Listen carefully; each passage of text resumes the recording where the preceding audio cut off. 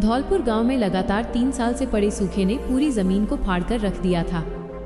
गांव के लगभग सभी किसान अपनी रोजी रोटी के लिए अपनी जमीनें गांव के चालाक और लालची साहूकार मंगत राम के पास गिरवी रख चुके थे। इसी गांव में माधव नाम का एक स्वाभिमानी और समझदार युवा किसान रहता था, जिसके पास अब सिर्फ 2 एकड़ पथरीली जमीन बची थी। एक शाम मंगत राम माधव के खेत पर आया और उसकी लाचारी का मजाक उड़ाते हुए बोला कि इस सूखी मिट्टी को छाती से लगाकर कब तक बैठोगे, इसे मुझे बेच दो और शहर चले जाओ। माधव ने झुककर अपने खेत की सूखी मिट्टी को हाथ में लिया, उसे अपने माथे से लगाया और बड़े शांत लेकिन दृढ़ स्वर में कहा कि यह मिट्टी उसकी माँ है और कोई बेटा अपनी माँ का सौदा नहीं करता। आने वाले समय में यही माटी सोना उगलेगी। इस बात पर मंगत राम को गुस्सा आ गया और उसने माधव को चुनौती दे डाली कि अगर इस बार तुम्हारी जमीन पर फसल नहीं उगी तो तुम्हें ये खेत बिना एक पैसा लिए मुझे सौंपना होगा, जिसे माधव ने बिना डरे स्वीकार कर लिया।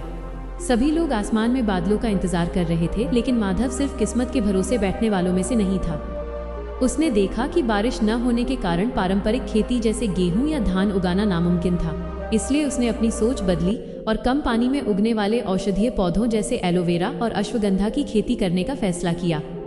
उसने दिन रात एक करके सूखी मिट्टी को गहरा खोदा, मवेशियों के गोबर से खुद प्राकृतिक खाद तैयार की और धूप से नमी को बचाने के लिए जमीन को सूखी पत्तियों से ढक दिया।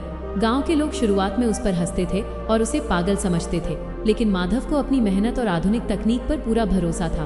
कुछ ही हफ्तों में माधव की कड़ी मेहनत रंग लाई और जहां पूरे गांव के खेत वीरान पड़े थे, वहीं माधव की जमीन पर हरी भरी फसल लहलहाने लगी।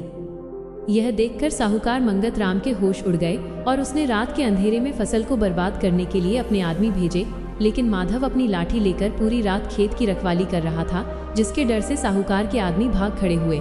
जब फसल पूरी तरह तैयार हुई तो माधव ने उसे शहर की एक बड़ी आयुर्वेदिक कंपनी को सीधे अच्छे दामों पर बेचा।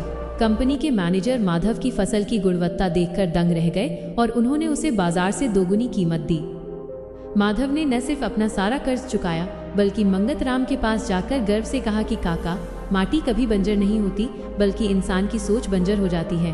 अगर सही समझ हो तो ये मिट्टी पत्थर से भी सोना निकाल सकती है। साहूकार का सिर शर्म से झुक गया और गांव के बाकी किसानों ने भी माधव से ये अनोखी तकनीक सीखी, जिससे गांव में एक नए सवेरे की शुरुआत हुई। ये कहानी हमें सिखाती है कि परिस्थितियां चाहे कितनी भी कठिन हो, अगर हम अपनी मेहनत के साथ सही और नई सोच का इस्तेमाल करें तो हर मुश्किल को कामयाबी में बदला जा सकता है।